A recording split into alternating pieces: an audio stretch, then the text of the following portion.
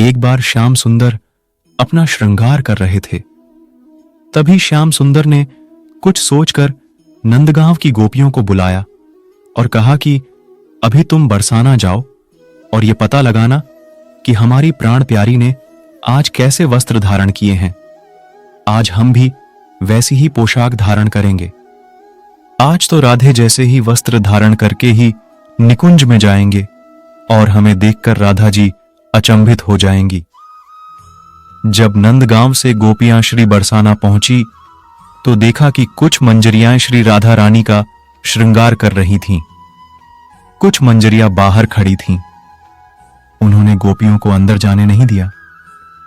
गोपियों ने बहुत अनुरोध किया कि सिर्फ एक झलक तो प्यारी की निहारने दो, फिर हम यहां से चली जाएगी। मंजरी ने कहा कि एक शर्त है कि कोई एक गोपी ही अंदर जाएगी। फिर एक गोपी श्री राधे की झलक के दर्शन करने अंदर गई। गोपी बिना पलकें झपकाए श्री राधे की झलक के दर्शन करती रही। फिर उस गोपी ने तुरंत अपने नेत्र बंद कर लिए और बंद नेत्रों से ही बाहर आकर दूसरी गोपी को कहा कि अरे सखी, जल्दी से मुझे नंदगांव ले चल। सभी सखियों ने कहा कि पहले श्री राधे के श्रृंगार का वर्णन तो कर सकी। गोपी ने कहा कि पहले जल्दी से मुझे श्याम सुंदर के पास ले चलो, वहीं पर बताती हूं। उस गोपी का हाथ पकड़कर सखियां नंद भवन में ले आईं। जब सखियां नंदगांव पहुंची तो श्याम सुंदर ने पूछा कि कर लिए मेरी श्री राधे के दर्शन? अब जल्दी से मुझे बता कैसे पोशाक धारण किए हैं। कितनी सुंदर लग रही थी मेरी प्यारी। तब गोपी ने कहा कि हमारी प्राण प्यारी को बड़े प्रेम से संभाल कर मेरे इन नेत्रों में समा कर लाई हूं। लो, अब मैं नेत्र खोल रही हूं। आप मेरे नेत्रों में झांक कर प्राण प्यारी का दर्शन करें। यह देखकर श्याम सुंदर बोले, कितना अद्भुत भाव है, कितना समर्पित भाव है। ऐसा अद्भुत और समर्पित भाव सिर्फ ब्रज की गोपिकाएं ही कर सकती हैं। तब श्याम सुंदर ने उस गोपी के नयनों में झांका तो बरसाने में श्रृंगार करती हुई श्री राधे दिखाई दी।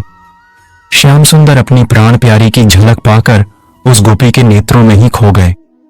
अपलक उस गोपी के नेत्रों में ही निहारते रहे। अपना श्रृंगार करना भी जैसे भूल गए, एक स्तंभ की तरह, जैसे अचेतन हो गए हों। तब एक गोपी ने श्याम सुंदर को पुकारा तो चेतनवंत हुए। श्याम सुंदर उस गोपी पर बलिहारी जाते हैं और बोले, तू धन्य है गोपी, और तेरा प्रेम भी धन्य है। तुम्हारे प्रेम ने तो नंद भवन में बरसाना दिखा दिया है। फिर श्याम सुंदर ने श्री राधे जैसा ही श्रृंगार और पोशाक धारण किए। जिस गोपी के नेत्रों में श्री राधे देखी थी,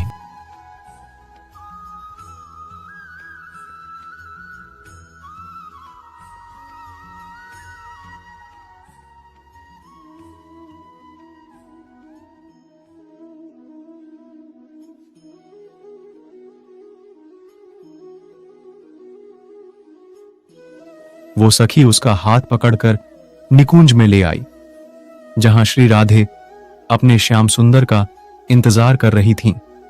नंदगांव की गोपियों को देखकर उनसे पूछा कि श्याम सुंदर कहां हैं?